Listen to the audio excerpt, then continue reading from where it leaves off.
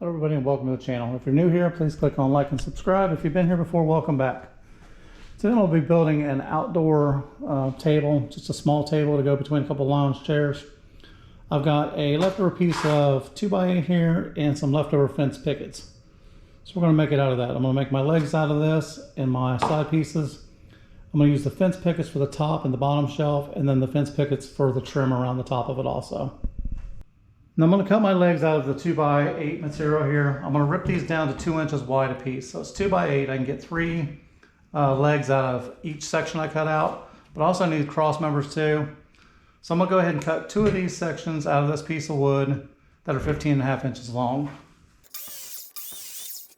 So here are my 4 legs and 2 of my end pieces, either for the top or for the bottom. Now if you were doing a table, like a farmhouse table, if you're going to put more weight on it, you also want to make these for the sides or the front or back, depending on how you're looking at it also.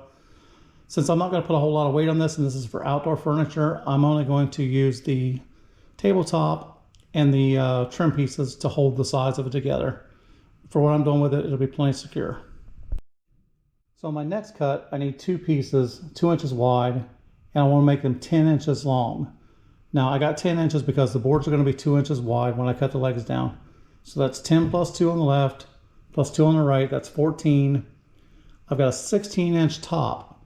I've also got to consider I'm putting a piece of trim, which is 1/2 inch and 1/2 inch. So that'll leave me 1 inch on the top.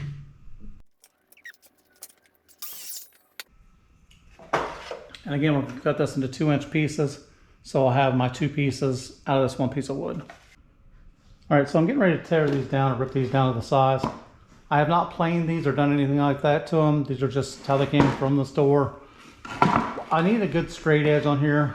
If you've watched my other videos, you've seen me use this before. Basically what I'm going to do is I'm going to rip this edge off of here so I got a nice clean edge. So when I put it up against here and I take my 2-inch sections off, I've got a nice straight edge on this side.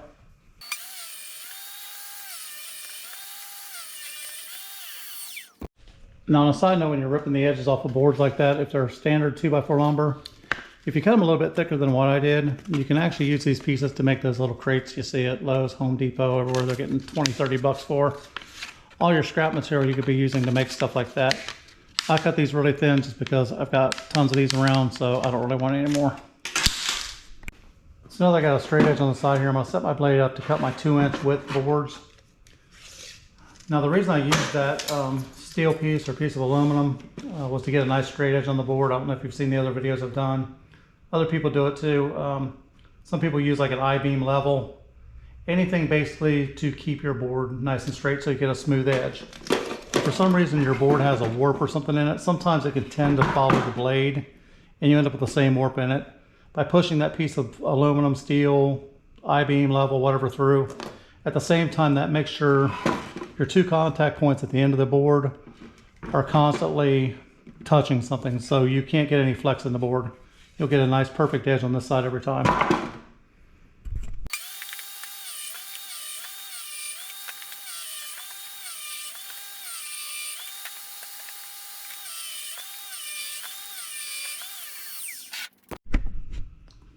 So here's what I ended up with after I did my cuts.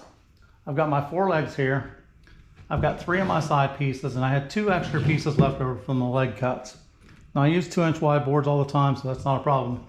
What I need is 1 more side piece. So I'm going to take one of the 2 legs and cut it down the same length as these to make another 10-inch board.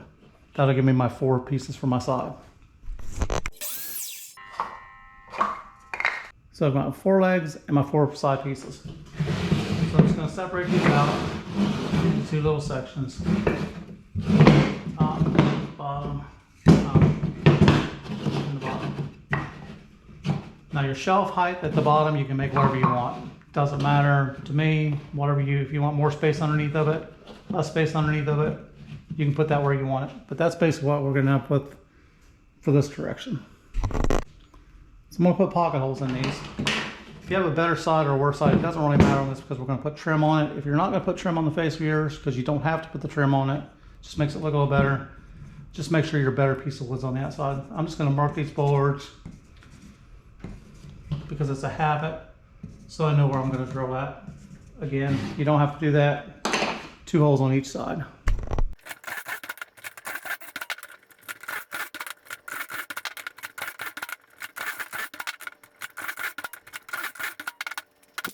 Now's a good time to sand this. If you want to sand it, if there's any letters or anything on there you want to get off, sand all the wood down now, because once you assemble it, it's harder to do.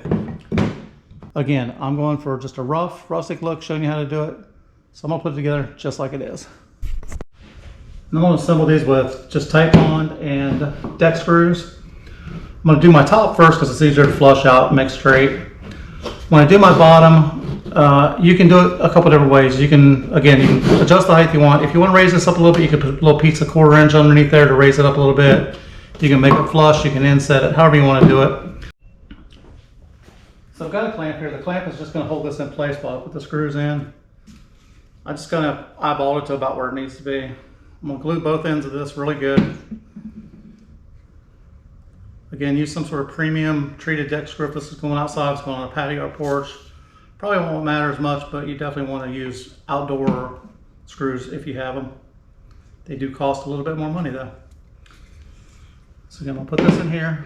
I'm going to flush it to the top. And I'm also going to flush the face of it out. But I'm going to go ahead and clamp this down a little bit first. Just so I have some tension on it. This piece can go for now. I want to make sure that I'm flush on the face over here. So with a little tension on it, I can pull that up and flush it out. Now again, we're going to put a piece of trim over top of this so you won't see this, but if you're not going to trim it, if you just want to leave it like this, you can. So in that case, you definitely want to make sure you're nice and flush here and nice and flush on the top. Once I get it flushed out, I'm going to clamp it down a little tighter, flip it back over, and pop my screws in.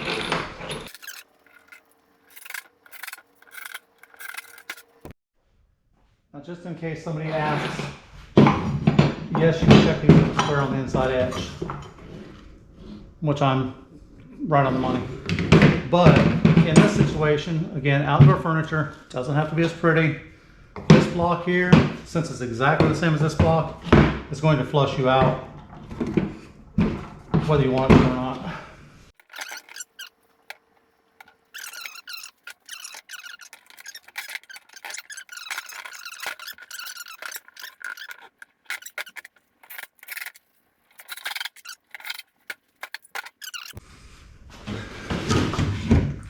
All right, so here's our side pieces put together. Next thing I need to do is make a piece of trim just to make it look nicer at the top. And I'm also going to use the trim to hold it together on the sides. So the first thing I want to do is I want to worry about these sides. We'll put the face of it together in a minute, but right now we're going to worry about the sides. Now we can measure this and cut our plank. If you think you're off any at all in your dimensions, you can easily put this on top of here, square it up in the corner. You can use the square if you want to. Flush it out by finger, hand, whatever, and just take you a pencil line and pencil it forward. That's how wide our piece needs to be. So we need 2 of those pieces. And again, I'm going to make mine 2.5 inches wide, just because I want to cover up any overhang. I don't want to see this board underneath it here. And my fence plank that I'm using is 5.5 inches. So if I do these 2.5 inches wide, that'll cover it. I'm going to do these pretty much the exact same way as I did everything else. I'm going to put it on the saw. I'm going to cut my board off.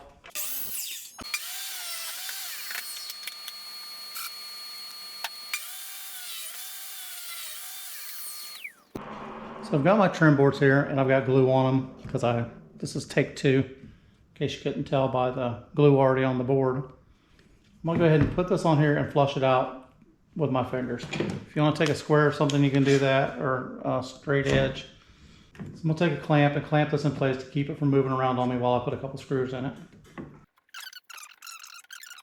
So again, I'm going to countersink these in just a little bit. I'm using 1.25 inch screws to secure them into the wood with.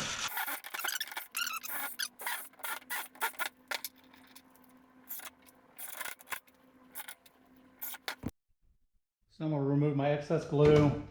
Now again, your project, you can do it however you want. If you want to dowel those, feel free to drill holes and dowel them. If you want to take some wood putty, fill them and paint them, whatever you want.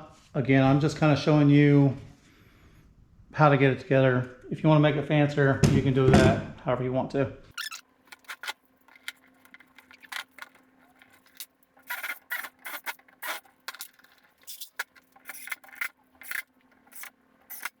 If you want to trim the bottom piece out, If you want to finish this differently, entirely up to you. I'm going to paint mine, so I'll probably end up putting some putty in here and just paint it one color or the other. Or I might just paint over the screw holes. Again, they're outside by my deck. I'm not doing this for a customer, so I'm not too worried about the super detailed finish. So on the outside, or this is going to be our front of our boards. I know my side is 13 inches. I want a 1-inch overhang on both sides. So all I have to do is measure my outside board, which is a 1/2 inch and a 1/2 inch. So I add 2 halves to 13. That gives me 14 inches. So my 2 front boards need to be 14 inches. So we're going to do the same thing we did over here. I'm going to put them in the saw, cut them down to 14 inches, rip off the nasty edge, and then cut 2 boards that are 2 inches wide or 2.5 inches wide. So with these 2 pieces cut, this is going to be our top on both sides. We're not going to worry about anything on the bottom because our shelf's going to go across the bottom. We're going to use our shelving to actually support the bottom from moving back and forth. So we're going to make sure we glue these down good, square them up, and screw them down. So I'm going to go ahead and pre-drill these since the last one moved around on me a lot. I'll get those done. I'm going to glue both sides, but I'm only going to screw one in at a time. Make sure these are squared up here at the top when you glue these down, or when you screw them down. If they're not square at the top, that can throw your legs off and you can end up with one leg higher or lower than the other one. So I'm going to put 1 screw in here just to hold it in place, keep it from moving. Now if you feel good about clamping it, go ahead and clamp it. If not, just make sure you keep good pressure on it and keep it from moving.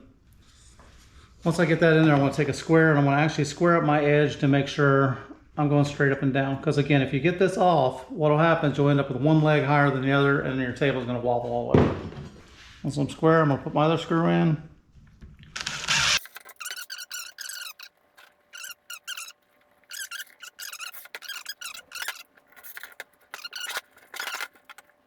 On my top, I want it hang over 1 inch in the front, hang over 1 inch in the back.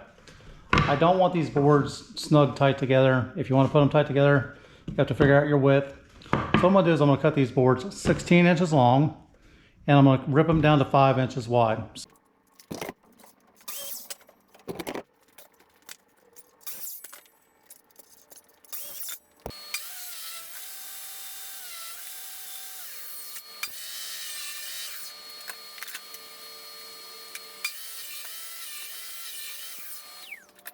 So I've got my top pieces cut. What I want to do is set my front piece and my back piece first. Once I get those set, I'll set my middle piece and basically evenly space it in between. If you want to do 3 boards at the top, 4 boards at the top, 5 boards, whatever you want to do, up to you. And then we'll cut our bottom boards here in just a second. So I'm going to show you what I did on that side, on this side. I started to do this side and I ended up knocking it off and screwing it all up. Didn't look good for the camera, but it's part of life sometimes. So what I want to do is I'm going to put a little bit of glue on both of these edges here. I'm not going to over glue it. I just want enough glue to kind of hold it in place. I'm going to set my plank on here. I'm kind of eyeballing it right now. I did a 1 inch overhang on the side and 1 inch overhang on the back. Took my T level, my T square, 1 inch, 1 inch.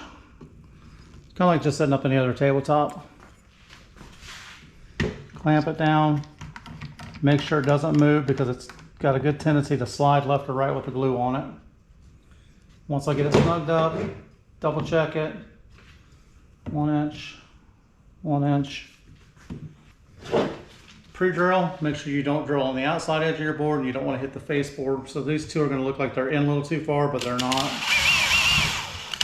Want to countersink those just a little bit. Again, we got soft wood, so it's going to dig in no matter what.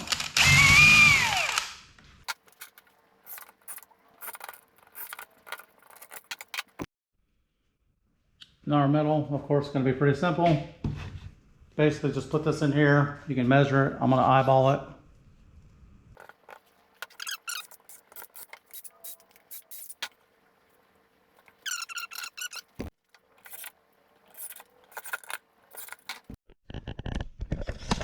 So we know this is a 10-inch gap in here. So I'm going to make my boards 4 3/4 by 4 3/4. That'll leave me a 1/2 inch gap. So looking at my top here, I've got about a 1/2 inch gap up here between these boards, give or take a little bit. My bottom is 10 inches. If I cut these boards at a little bit more than 4 3/4, I'll have that same 1/2 inch gap in the bottom down here. Now, when you're doing your bottom, you can overhang this a little bit if you want to. You can cut these back in, flush them out with this side. But for this table right here, I'm just going to go straight across with these boards. I don't want anything sticking out across the bottom. I'm going to put 2 screws in these on both ends, and that'll be it.